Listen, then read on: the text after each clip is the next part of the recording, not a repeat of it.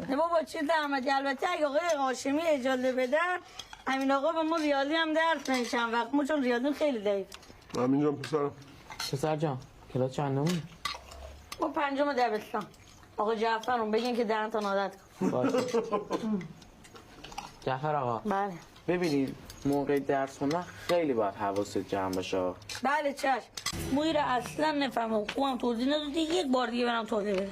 آقا جعفر این مطلب رو از صبح 100 دفعه بهتون گفتن چرا نمیفهمی؟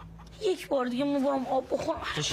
بشین سرجا از صبحی که ما درس رو شروع کردیم یا گفتی دستشویی دارم یا گفتی آب میخوام یا دوباره گفتی دستشویی دارم یا گفتی آب میخوام.